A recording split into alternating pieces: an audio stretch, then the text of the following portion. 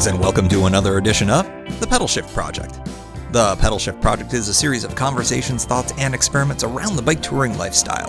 From tips and tricks to ideas on how to ride your ride, let's shrink the world by bike. Show notes and more are available at pedalshift.net/105. You can email the show, pedalshift@pedalshift.net, or call the voicemail hotline, 202-930-1109, and you can check Pedalshift out on all the socials as well. Hello everybody, it's Tim Mooney back again for episode 105 of the Pedalshift Project. So happy to have you here. I've got a great show for you today. I feel like I'd say that every week, but it's so true. It's even more true here for the 105th edition of the pod. I've got Sam Johnson, who is a listener of the show, and he reached out, and I am super excited to have him be on the Pedalshift Project and to share his adventure with you all, because it is quite an adventure. And we've got some really good stuff about bicycle touring at elevation and cycling around the world as a brand new bicycle tourist. You heard that right. He started off with an around the world tour. So that's pretty exciting. We'll be getting to that in a little bit. I just wanted to remind everybody, we've got a few slots open for anybody who's interested in bicycle tour consulting this winter. It's at pedalshift.net/consulting. Whether it's planning your upcoming tour or you need a hand with any kind of elements of that planning, I'm here and ready to help you all out. That's pedalshift.net/consulting. And Pedalshift Society members, I keep promising for that email with the special thank you discount. I swear it's coming. It's coming this week. It's coming. All right. So without further ado, I want to get into the interview with Sam Johnson. And I'm going to read what Sam describes himself as, because I think that it is better than me just sort of throwing something out there. So Sam writes, I've been obsessed with travel my entire life. At the age of 24 and bored with my life in small town England, I found myself craving a challenge. After quitting my job and selling everything I owned, I bought a campervan for £1,000 and hit the road in October 2011 with £500 in my pocket and no real plan other than to see as much of the world as possible. Fast forward to April of 2017, I set off on a trip of a lifetime, one of the hardest trips I'll ever take, swapping 4 wheels for 2 as I attempt to circumnavigate the globe by bicycle. So I'm not going to ruin things by saying where and how we did the interview. That's a special surprise, but I do want to say, yes, you are hearing a rooster in the background, and it is super dope. It was so cool to hear that because it was early morning when I was chatting with him, and the roosters were letting everybody know about it. So without further ado, here is Sam Johnson from pedalingtheglobe.com.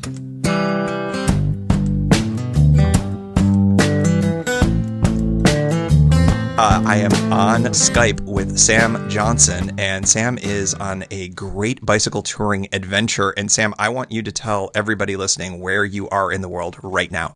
Okay, I am currently in Kathmandu in Nepal. I just arrived 3 days ago from Pokhara, which is about 200 kilometers to the east from here. So that's cool. I mean, I'm just absolutely floored that technology allows me to be able to talk to somebody in the middle of a bike tour in Kathmandu right now. It's just crazy. I'm sitting literally in a little tiny apartment in Washington, D.C. right now. And the fact that it's crystal clear, this is mind boggling. Everybody who's like maybe half my age or who's like basically your age or younger this is normal. To me, this is still mind boggling. So talk a little bit. Well, tell everybody about yourself, because I think you've got a really interesting backstory.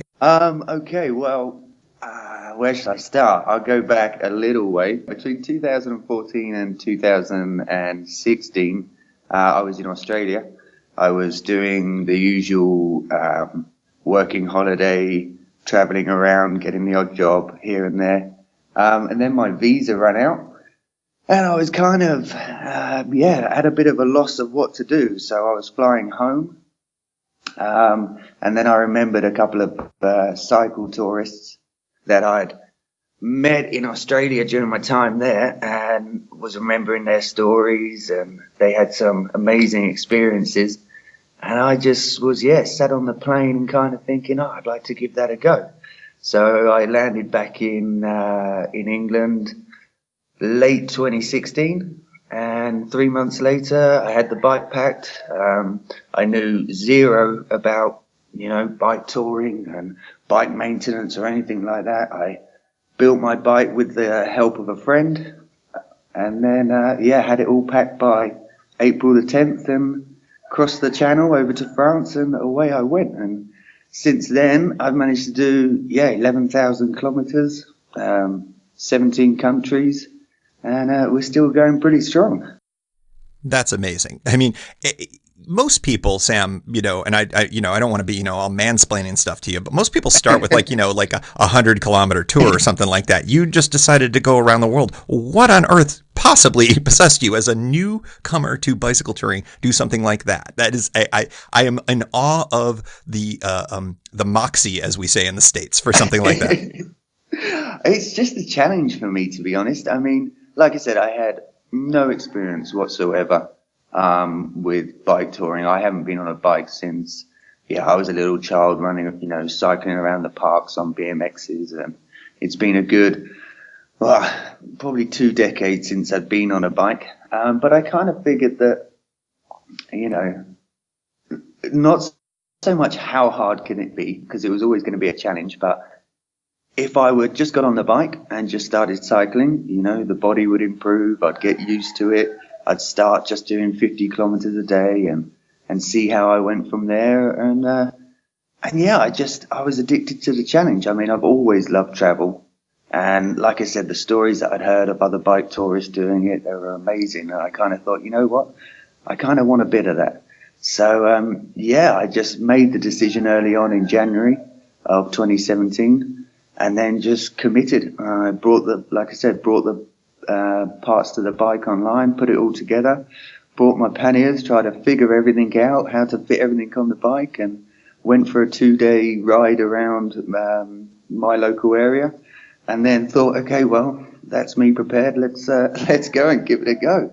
I love it. A 2-day shakedown ride for a 3-year round the world adventure. That's amazing. You have a background doing kind of van adventuring before this. Is that right? Yeah, basically back in 2011, October the 20th to be precise, I still remember it.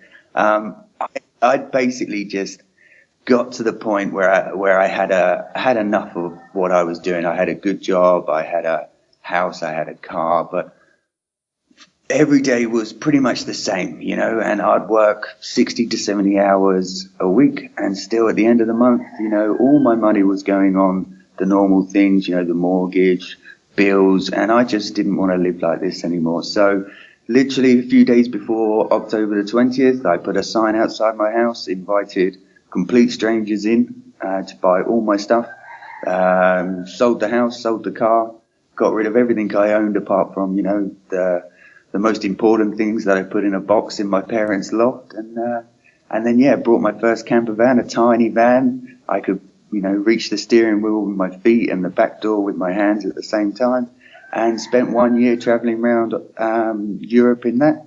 And then I upgraded to a much bigger van, which was, I think, 7 meters long. It was had a big bed in it, an outdoor and indoor shower, a toilet, an oven, which I made myself, and then spent a further 2 years living in that one before I went to Australia.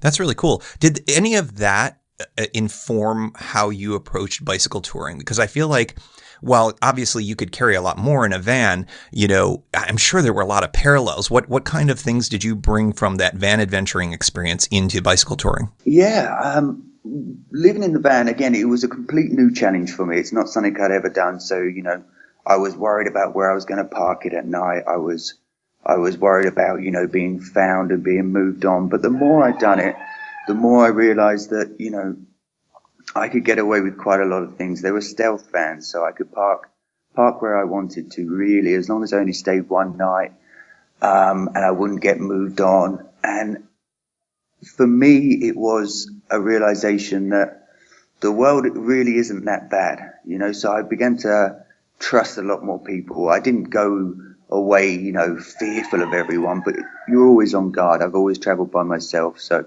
you're always on a little bit of a guard when you meet people. And I would think what I really took away from those years that I had traveling in the van, is that the world really isn't that bad of a place. The news and the newspapers, they may just report on all this bad stuff and make it seem like the world is a bad place, but really, it's a beautiful place. Most people are absolutely amazing, So I think the one thing I took away from from van life is that the world is a nice place, and you just have to go out there and go and find those good people, because they are everywhere. Yeah, I think that's a parallel experience that I've had with bicycle touring, just the generosity of people in places that maybe you come in with an idea of, oh, these are folks that I hear have a bad attitude or don't like people from, or don't like the type of people where I'm from. And I find it's almost always the exact opposite, that kind of generosity of spirit. Definitely. You've traveled some really interesting places on your route so far, and I don't want to step on the lead too much because I think your adventures up through now are amazing. But what's sort of the most interesting place where you've had the most contrarian experience, like a place where you expected to maybe have a little bit worse experience and it was really good? I think I have an idea because I want to ask you about this place that I have in my mind, but I'm curious what your answer is. Okay, I would say Turkey for me. As I was going down through Europe, a lot of people that were following along and family and friends, they would send me messages, just saying, just be careful when you go through Turkey, take your time and just be a bit more on guard than usual. And I was getting some of these messages from people that had never even been to the country, so I was kind of, I was listening, but wasn't paying that much attention. But once I got into Turkey, I've never been to a country where the people are so friendly, everywhere I went, whether it was the big cities like Istanbul or Konya, or in central Turkey through these tiny villages, everyone would invite me in. They would offer me food. They would let me share their lunch. They would give me a shower, give me somewhere to stay. On these smallest little villages, all I had to do was just sit down, and within a minute or two, someone would come up, and 10 minutes later, I'd be sat in the floor in a house having lunch and trying to have a conversation. A lot of, my basic Turkish and their basic English, a lot of, hand gestures, but we'd get there in the end. It was, for me, one of the most amazing countries I've ever been through, and a big surprise. I went to some of the most conservative areas in that country that even people in Turkey, would warn me about. But yet everyone was just amazing. It really is a beautiful and fascinating country. That's so funny because that was exactly the one that I was thinking of as well. Okay. Because I've heard a precisely similar stories. Iran is another example, and I know you went through Iran as well. Iran, I didn't go through. Oh, you didn't? Okay, I looked at the map wrong then because I saw your route. Yeah, no. Originally on my original plan was to go through Iran, but unfortunately, as I was going through Turkey, I tried in 3 different places to get a visa. But each time they denied me for my visa for Iran. So I had to go further north, unfortunately. Well, unfortunately at the time, because I wanted to do Iran, but it turned out, an amazing experience. I went through Georgia and then down through Azerbaijan, and across the Stans instead.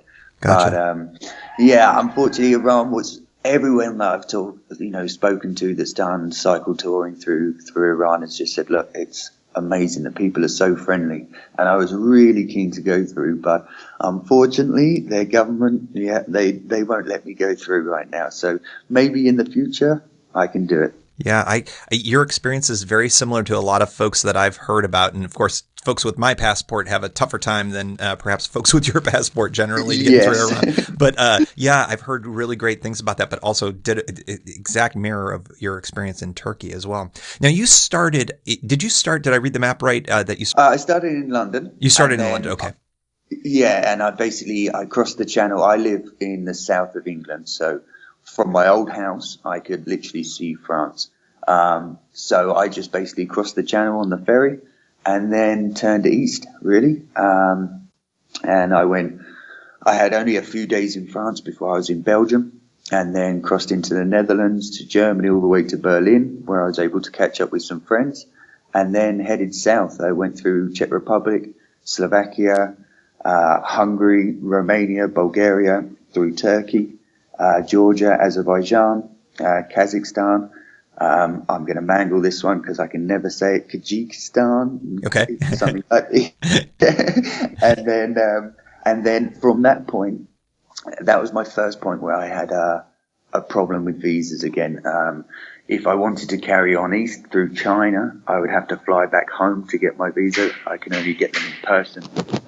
So I ended up being able to get a flight from Bishkek, the capital, to New Delhi, and then carried on east and then up into Nepal where I am now. Wow, what an amazing adventure.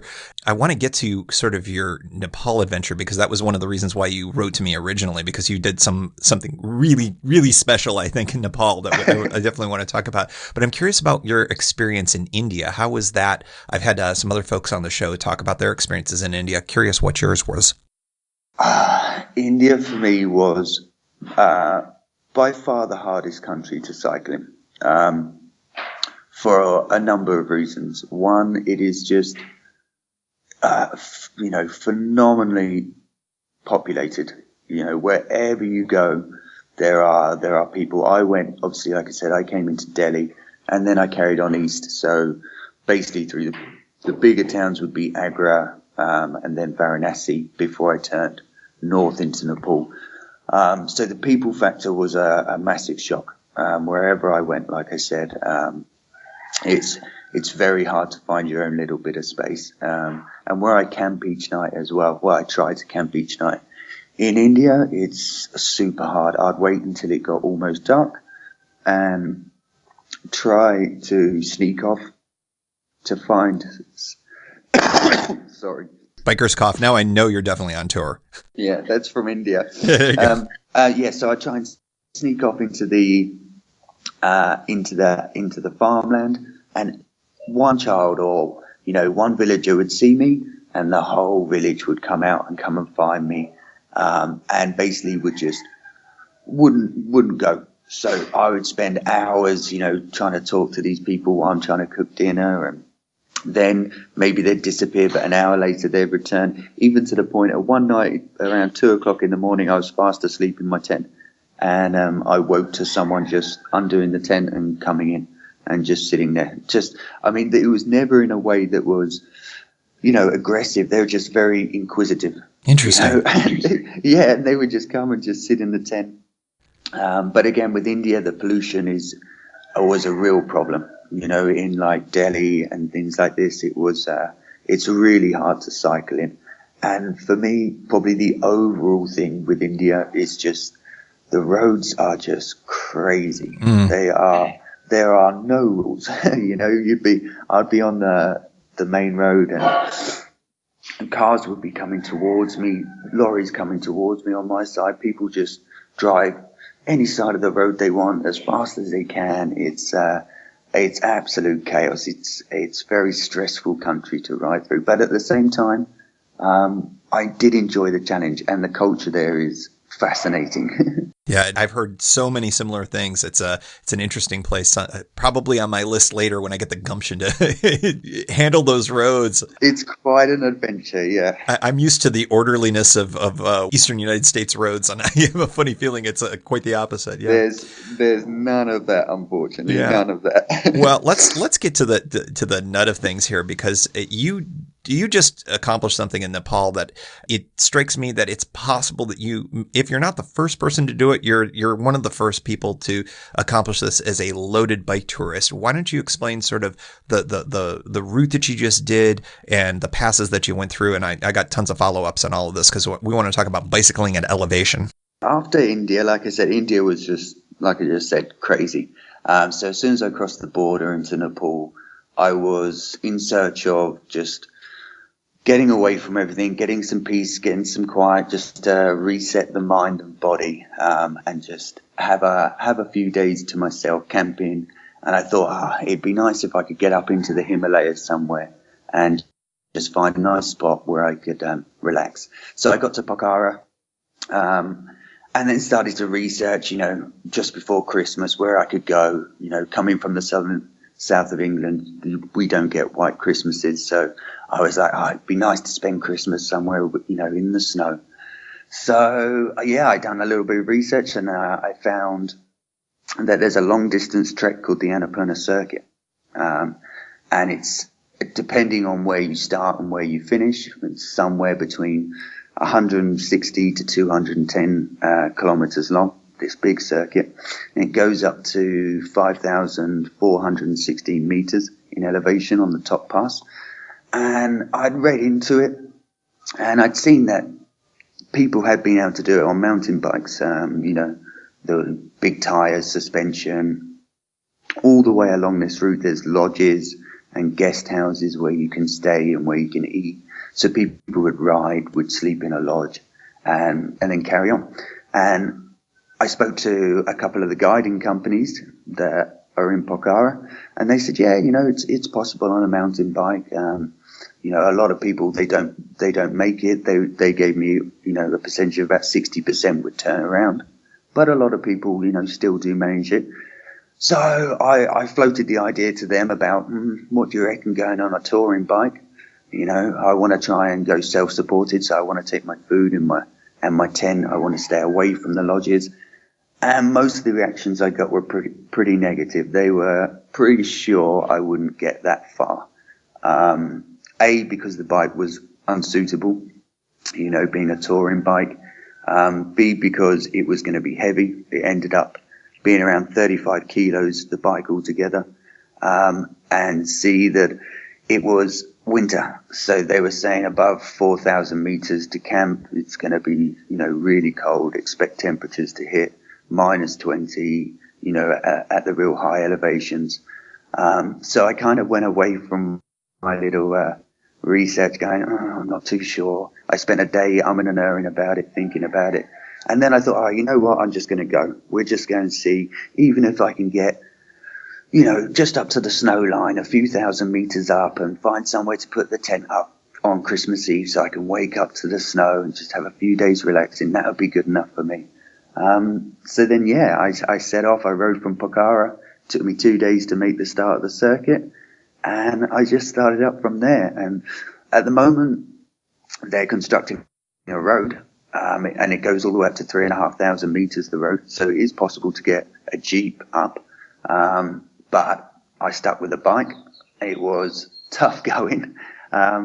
The trail is a mixture of basically the road, and then it will cross suspension bridges over to the other side where it's more of a hiking trail. And then you'd come across sets of stairs and things like this that I'd have to carry the bike up. But eventually I made it to Manang, which is at 3,500 meters, which is the last kind of big village before the trail heads further up.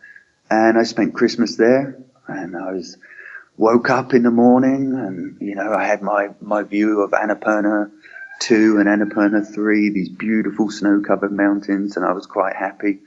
And I felt strong still, the altitude hadn't affected me. So I was kind of sat there on Christmas Day thinking, maybe I should go for it, maybe I shouldn't. And I thought, okay, I'll take a walk to 4,200 meters to see how I felt. Done a couple of acclimatization walks, and I felt fine. And in the end, I decided, okay, I'm gonna keep going. And 3 days later, I made the top of the pass at 5,416 meters. They were probably 3 of the hardest days of my life. The last day was just incredibly difficult. The last day was a mixture of cycling and pushing. Sometimes the terrain was just so steep and so loose, or the paths were really icy that I had no choice but to push the bike. But I would maybe, especially above 5,000 meters, I really started to feel the altitude, where I didn't have a headache or I wasn't feeling ill or anything, but it was just making me so tired, the lack of oxygen. I could take maybe 2 or 3 steps and then my legs would just give up. It was, I'd have to rest for a few minutes and then repeat. So in that manner, I managed to make the top. The guidebook time from the last lodge to the top is about 2.5 hours. It took me 6 hours to make the pass, but in the end, I managed to make it and get down the other side. Yeah, that probably felt good to get back to that thick oxygen once you descended, huh? Yeah, descending was probably just as slow as going up, really, because the path is just full of, rocks and potholes. And whereas my bike's, like I said, a touring bike, not that suitable, I was really worried about buckling a wheel. And had I done that up there, then it would have been a disaster. So by the time I got back down, I had nothing left on my brakes. They had completely gone. But once I got back down to about, I would say 2,500 meters, then I started to sleep better at night. And I had New Year's Eve at about 2,000 meters, and that was my first good night's sleep in a long time. I'll bet. I just want to remind everybody that this is your first bike tour, and you are on a fully loaded touring bike. So anybody who wants to complain about hills no longer gets to complain about hills. You got to go through Sam, because I think he just did the biggest one out there. That's amazing. What was the highest you reckon you've ever been at before that trip? South of England is not exactly what I'd call mountainous terrain. No, I would say probably around half that. I mean, I have a history in rock climbing and playing in the mountains anyway, but the UK isn't really famed, let's say, for its high peaks. Yeah. So I would say before that, probably 2,500 meters somewhere in the Alps. Gotcha. And it sounds like it is demonstrably it's geometric, I think, in terms of the depletion, in terms of the oxygen that's available to you. You talked about headaches. You talked about losing energy. Was there anything that was surprising about the effects of elevation on you, or was this exactly what you were expecting? I think I fared better than I thought I would. A lot of people, there were still some trekkers on the route, despite it being winter. I mean, this time of year, it's still a popular time to go up because the days tend to be a lot clearer, so you get the views. The downside being it's a lot colder. And a lot of those that I would pass in the last day or two began to turn around complaining a lot more of headaches and upset stomachs and things like this. So overall, I think I done pretty well. For me, it was just, I was so surprised at how quick my calves would just give in. Like I said, I could take 2 or 3 steps and they would just start screaming. There was nothing I could do to convince them to take one more step. So you just dig your heels into the gravel, hold the brakes, try and keep the bike steady, regain your breath, and again, another 2 or 3, and then the process starts again. It's a strangely addictive kind of environment to be in for me. I love the idea of that challenge, but God, it is very hard up there. Is this a type of challenge that you would ever want to do again, or have you checked this box and you're done with it? I would like to do more cycling at altitude. I probably wouldn't do that circuit again by bike. I would love to do it as a trek. But in a few days' time, I'm going to head over to the Everest region. So although I can't cycle that close to Everest, there's no bicycles allowed in the area. There are some other, high altitude routes that I'm gonna have a look at, and we'll see. I mean, the body still hasn't completely forgiven me for the last one yet, but I think I can convince it to get back up there one last time. Well, you can tell your body that you're about to be going into presumably Southeast Asia sometime in the near future, and you'll warm up a little bit. I think that's probably. I promise a few beach days to it once I get to Thailand. I saw Pattaya, I think, was on your itinerary. I think that your body deserves that. Yes, that's great. Perfect. You're raising money for UNICEF as part of your ride, and I'm curious if you get a different reaction from people when they discover that your ride has a charitable component versus just your, adventuring around the world. Yeah, I mean, I speak to a lot of people about it as I go around. It's part of, of supporting the charity, trying to raise awareness of what they do. And I do get different reactions from it.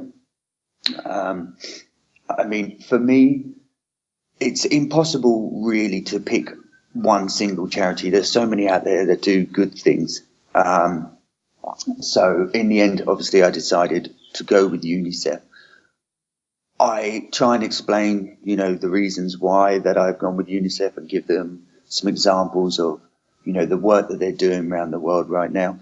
Some people understand and people think it's a great idea. If you're going to do a challenge like this and, something that's different, something that it really is a challenge, then it's a good way of raising money for them. Other people don't really understand and, don't quite get it. But for me, it's important to try and, I figured that if I'm going to do something like this, I might as well add that extra component on, and do what I can to raise money for them.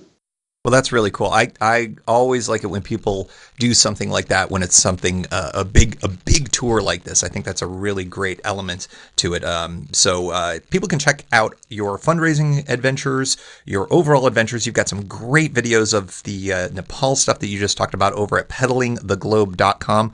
Sam, is there anything else that you would like to share with the listeners at Pedalshift? I feel like we just gave them a dollop of greatness in this tour. It's just so fascinating hearing your stories. And anything else you'd like to share with folks? One of the things I get asked a lot is, people say, "Oh, I can never do this," And for me, when I set off, I kind of would understand that.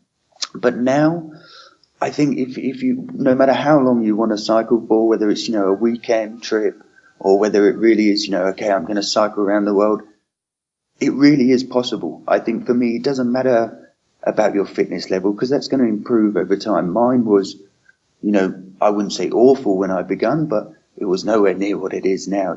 Maybe I could do 30, 40 kilometers a day when I started. Now, I can do 100, 150 and I'm not suffering too much. I think the important thing is as long as your mindset is right, and you approach the challenges knowing that, especially if you're solo, sometimes it is lonely, and you are going to get hard days, but they're only going to last, a day or two before you get these amazing experiences.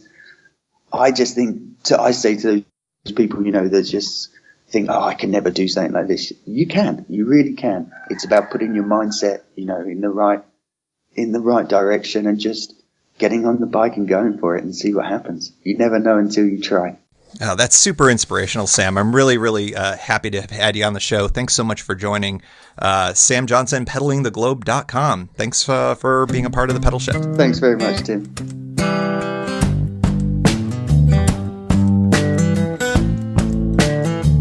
I've been doing the show for 105 episodes now, and I have had a great opportunity to speak with so many cool people all around the world. I have never in my life talked to somebody who is literally sitting in a tent in Kathmandu until this, and that was really a lot of fun. And I told you the roosters were pretty dope. It was kind of fun to have that in the background as well. So big thank you to Sam Johnson. Go check him out, pedalingtheglobe.com. And of course, he's raising some funds for UNICEF, as we talked about. And he's got some really great videos. I think I talked about that in the interview as well, of that elevation ride, the Anapurna route that he did, which is just absolutely a fantastic adventure, and he's got more to come. So Sam Johnson, pedalingtheglobe.com. Sam, thanks so much again for being a part of the Pedalshift Project. We've got a few connections here on episode 105, and as always, I like to read out the 5-star reviews that we get on the show from time to time. And we got one. I should have realized this before last episode, but it was actually relatively new, but it was out there. So sorry for Cranyul, Kranyul. So I'm going to say Cranyul. And if I'm mispronouncing that surprises really no one who listens to this show. Here we go. Cranyul. Yes. You should listen. 5 stars from January 12th, 2018. Not only is this an excellent podcast and source for bicycle touring stories and information, I also support Winged Angels. Yes, you should listen. Now, if you're new to the show, you're like, what's this Winged Angels thing? If you go way back, you may recall that once back in the day, maybe twice, maybe 3, 4, 5, 12 times, I said every time a 5-star review comes in for Pedalshift and the Pedalshift Project, an angel gets her wings, and guess what just happened? Angel got her wings. Thank you, Cronial, and thank you for the old school shout out. That was a good one for the angel getting the wings for a 5-star review. As always, remember 5-star reviews are great, and I read them on the show. But tell your friends, tell people that are interested in bicycle touring. If they've never heard of the Pedalshift Project, got a few back episodes that can go check out. Got a lot of fun here on the show, and I would love for more people to listen. The 5-star reviews help Dark Cupertino magic, as I always talk about. For some reason, it helps get people into the show, but also you telling your friends, it's an even more important thing. So would love to get more people listening to the show.